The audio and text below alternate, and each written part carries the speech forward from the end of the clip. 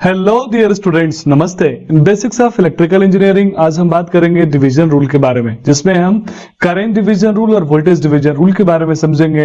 यानी कैसे series network में वोल्टेज डिवाइड होता है और वैसे ही कैसे पैरेलल नेटवर्क में करंट की वैल्यू डिवाइड होती है। जब हम कोई कॉम्प्लेक्स नेटवर्क को सॉल्व करते हैं स्टूडेंट, तो डिवीजन रूल के थ्रू हम वोल्टेज और करंट की वैल्यू इजिली कैलकुलेट कर सकते हैं, क्योंकि ट्रेडिशनल मेथड से अगर हम कैलकुलेशन करेंगे तो वो काफी ज्यादा टाइम कंज्यूमिंग होगा। इसलिए डिवीजन रूल किसी नेटवर्क को सॉल्व करने के लिए सबसे ज्यादा यूजफुल होता है। तो डिवीजन रूल स्टार्ट करने से पहले स्टूडेंट हम किसी नेटवर्क के सीरीज और पैरेलल कनेक्शन एलिमेंट्स के प्रॉपर्टीज के बारे में समझ लें। सबसे पहला प्रॉपर्टी है कि जब हम सीरीज कनेक्टेड एलिमेंट्स की बात करें तो उसमें वोल्टेज हमेशा डिवाइड होता है और वोल्टेज डिफरेंट होता है। Like 3 resistors R1 R2 R3 यहाँ सीरीज में कनेक्टेड है, जिनकी वैल्यू डिफरेंट है, तो टोटल वोल्टेज जो V हम इसके अक्रॉस अप्लाई कर रहे हैं वो इस R1 R2 R3 में डिवाइड हो जाएगा, यानी V is equal to V1 plus V2 plus V3। Similarly second property है सीरीज कनेक्टेड सर्किट में हमेशा करंट की वैल्यू सेम होती है। जैसे R1 R2 R3 यहाँ सीरीज में कनेक्टेड है, तो जो करंट R1 में पास होगा वही करंट R2 में, वही करंट R3 में। ऑलरेडी हम सीरीज पैरेलल कनेक्शन के बारे में वीडियो बना चुके हैं, अगर किसी ने मिस किया हो तो प्लीज आप देख लें। नेक्स्ट प्रॉपर्टी की बात करें स्टूडेंट, करंट हमेशा पैरेलल सर्किट में डिवाइड होता है। लेकिन जैसे यहाँ पे टोटल करंट I है, 3 रेजिस्टेंस आपस में पैरेलल में कनेक्टेड है, तो टोटल करंट I डिवाइड हो जाएगा I1 I2 और I3 में, यानी टोटल करंट I की वैल्यू तीनों के एलजेब्रा के बराबर होगी, I1 plus I2 plus I3। और लास्ट प्रॉपर्टी है स्टूडेंट, वोल्टेज पैरेलल सर्किट में हमेशा सेम होता है। जैसे R1 R2 R3 के across voltage V1 V2 V3 है, तो V1 V2 के बराबर होगा और V2 V3 के बराबर होगा। तो ये चार प्रॉपर्टी हमेशा हमें यूज करना है। इससे हमें क्या समझ में आया कि जब हम वोल्टेज डिवीजन रूल की बात करेंगे तो वोल्टेज डिवीजन रूल हमेशा सीरीज कनेक्टेड एलिमेंट्स में हम यूज करते हैं। मैक्सिमम स्टूडेंट गलती करते हैं कि उनको सीरीज या पैरेलल कुछ भी दिखे वो डिवीजन रूल लगाने की कोशिश करते हैं। तो ध्यान रखिएगा, पैरेलल में वोल्टेज सेम होता है तो डिवीजन रूल लगा के वोल्टेज को कैलकुलेट करने की जरूरत नहीं है। यहां हम सीरीज सर्किट में R1 R2 2 रेजिस्टेंस लिए हैं, टोटल वोल्टेज की वैल्यू V है। मैंने माना R1 के अक्रॉस जो वोल्टेज ड्रॉप हो रहा है उसकी वैल्यू V1 है और R2 के अक्रॉस जो वोल्टेज ड्रॉप होगा उसकी वैल्यू V2 है। अब हम वोल्टेज डिवीजन रूल से V1 V2 कैसे कैलकुलेट करेंगे स्टूडेंट? तो V1 की वैल्यू होगी total voltage V into resistance R1 अपन टोटल रेसिस्टेंस, यानी दो रेसिस्टेंस जब सीरीज में कनेक्टेड होंगे तो R1 plus R2। Similarly V2 की वैल्यू होगी total voltage V into resistance R2 अपन R1 प्लस R2।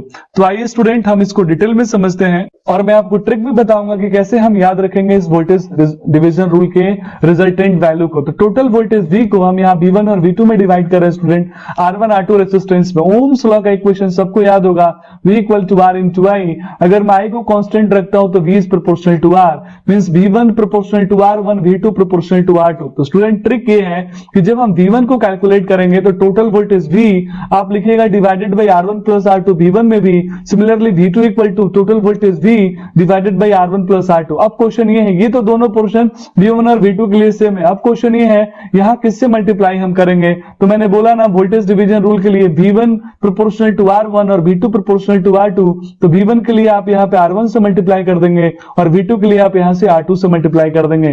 तो सिमिलरली स्टूडेंट आप इजीली कैलकुलेट कर सकते हैं V1 V2 की value by using voltage division rule. अब एक छोटा सा न्यूमेरिकल करके हम क्रॉस वेरीफाई कर लेते हैं। टोटल 20 वोल्ट को हम 5 और 15 ओम रेजिस्टेंस में डिवाइड कर रहे हैं। मैंने माना इसके अक्रॉस वोल्टेज V1 होगा, इसके अक्रॉस वोल्टेज V2 होगा।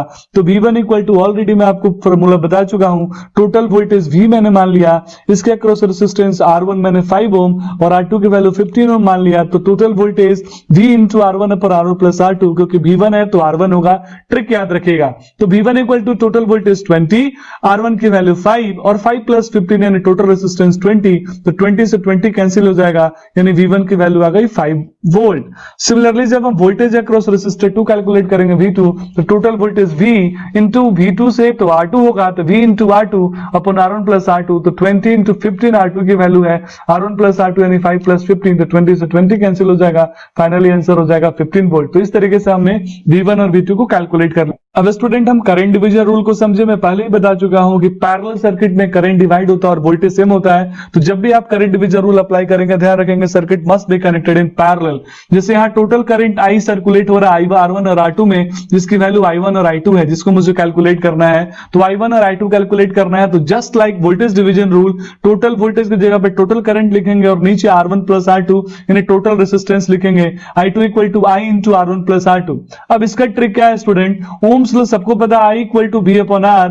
अगर मैं V को कांस्टेंट कर दूं तो ओम्स लॉ में I proportional to R, inversely proportional to R हो जाएगा, यानी एक दूसरे का विपरीत है। अगर ये 1 होगा तो ये 2 होगा। मैं ट्रिक बता रहा हूं, आप कोशिश करिएगा इसको समझने का, इसको ओम्स लॉ से रिलेट मत करिएगा। अगर ये 1 होगा तो मैं मान रहा हूं इनवर्सली की वजह से 2 हो जाएगा, एक दूसरे का विपरीत है। इसलिए जब I1 की बात करेंगे तो R2 से मल्टीप्लाई करेंगे, और जब 2 होगा तो इनवर्सली की वजह से हम इसको 1 लिखेंगे। तो जब हम I2 की बात करेंगे तो यहाँ पे R1 से मल्टीप्लाई करेंगे। तो इस तरीके से स्टूडेंट हम I1 और I2 की वैल्यू कैलकुलेट कर लेंगे। अब आइए एक छोटा सा न्यूमेरिकल हम लोग समझ लेते हैं। टोटल 10 एम्पीयर करंट को दो रेजिस्टेंस 4 और 10 ओम में मुझे डिवाइड करना है, जिसमें करंट I1 और I2 मैंने एज्यूम कर लिया।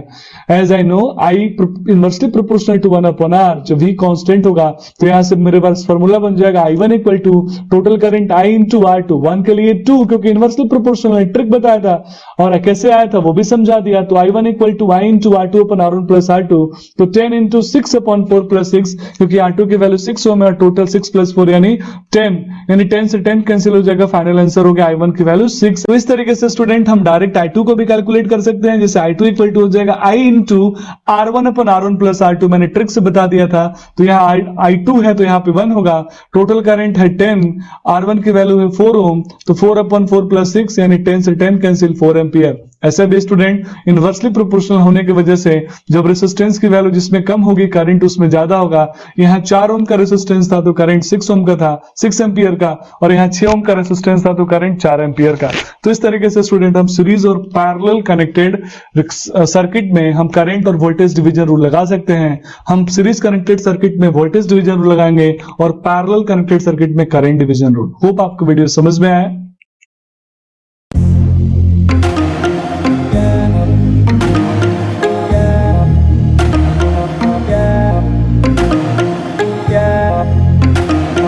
Yeah.